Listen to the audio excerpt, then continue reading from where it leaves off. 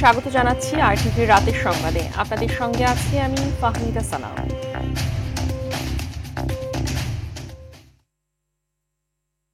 ঈদের ছুটিতে সারা দেশে বিনোদন কেন্দ্রগুলোতে উপচে পড়া ভিড়, পর্যটন কেন্দ্রগুলোতেও বইছে আনন্দের বন্যা। সারা বছরের কর্মব্যস্ততার ফাঁকে ঈদ উৎসবে পরিবার পরিজন নিয়ে আনন্দমুখর সময় কাটাতে পেরে উচ্ছ্বসিত সাধারণ মানুষ। মাদুর রহমান রুবেলকে সঙ্গে নিয়ে রুদ্র রফিকের রিপোর্ট।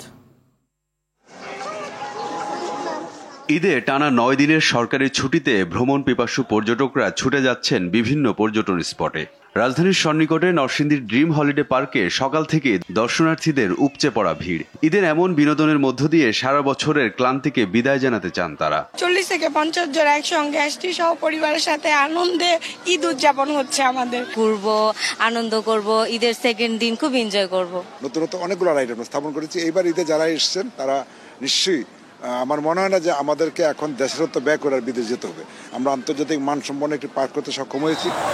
দেশের অন্যতম পর্যটন কেন্দ্র কক্সবাজারে পর্যটকদের সংখ্যা বেড়েছে। সকাল থেকেই সমুদ্র সৈকতের লাবণী, সুগন্ধা ও কলাতলি পয়েন্ট পর্যটকদের পদচারণায় মুখর হয়ে ওঠে। যেহেতু ভিড় হবে, এই জন্য আমরা 2 দিন আগে আসছি যেন বাচ্চাদেরকে নিয়ে, ফ্যামিলি নিয়ে একটু আরামে ঘোরা যায়। আজকে অনেক মানুষ, কক্সবাজার খুবই আনন্দ করতেছি, ফ্যামিলি নিয়ে আসছি, খুবই ভালো লাগতেছে।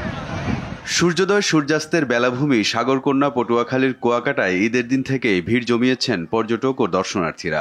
টানা ছুটিতে পরিবার পরিজন, বন্ধু বান্ধব নিয়ে অবকাশ যাপনে ছুটে আসছেন পাহাড়কন্যা বান্দরবানে। আশুলিয়ার বিনোদন কেন্দ্রগুলোতে দর্শনার্থীদের উপচে পড়া ভিড়। নন্দন পার্ক, ফ্যান্টাসি কিংডমের মতো বিনোদন স্পটগুলোতে চাপ বাড়ছে। এখনো পা কাঁপতেছে, অনেক ম্যাজিক কার্পেটটা আসলে অনেক কঠিন ছিল। অনেক এনজয় করছি, বাট গরমটা একটু বেশি। ঈদের আনন্দ উপভোগ করতে দিনাজপুরের হিলির বিনোদন কেন্দ্রগুলোতে এসেছে হাজারো দর্শনার্থী। কোনো ধরনের প্রতিবন্ধকতা ছাড়াই সবাই ঈদ আনন্দ উপভোগ করতে পারবে, এমন প্রত্যাশা সকলের। রুদ্র রফিক, আরটিভি। হাজারো মানুষ প্রাণ দিয়েছে গণতন্ত্র উদ্ধারের জন্য। এটা ভারতকে বুঝতে হবে, আওয়ামী লীগ কোনো দলের নয়, দেশের শত্রু। ঈদ উল ফিতর উপলক্ষে গুম হওয়া পরিবারের সংগঠক মায়ের ডাকের কার্যালয়ে স্বজনদের সাথে দেখা করে এসব কথা বলেন তথ্য উপদেষ্টা মোহাম্মদ মাহফুজ আলম। আওয়ামী লীগকে আর দাঁড়াতে দেয়া হবে না, এরা সুযোগ পেলে আবারও মানুষ হত্যা করবে বলে মন্তব্য করেন মাহফুজ আলম।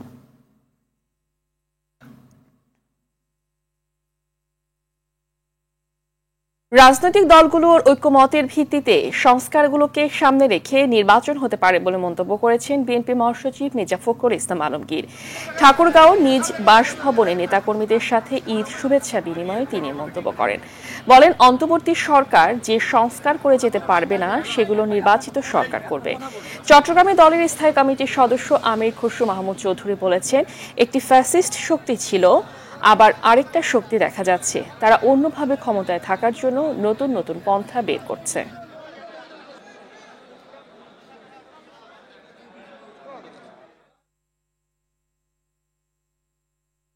দলমত নির্বিশেষে সবাইকে নিয়ে মানবিক বাংলাদেশ গড়ার আহ্বান জানিয়েছে জামাত ইসলামের আমির ডাক্তার শফিকুর রহমান। বিকেলে মৌলভীবাজারের কুলাউড়ায় ঈদ পুনর্মিলনী অনুষ্ঠানে তিনি আহ্বান জানান। তিনি বলেন, দুঃশাসনমুক্ত বাংলাদেশ করতে যতদিন লড়াই করতে হবে ততদিন লড়াই করার কথা বলেন জামাত আমির।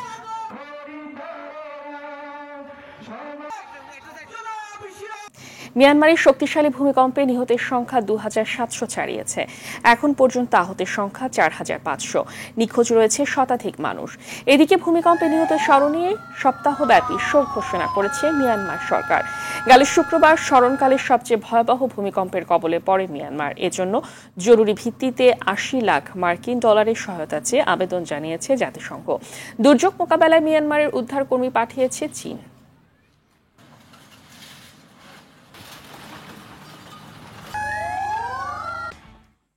রাতের সংবাদ এই পর্যন্তই। মধ্যরাতের সংবাদ রাত 1টায় দেখার আমন্ত্রণ রইল। ধন্যবাদ সবাইকে।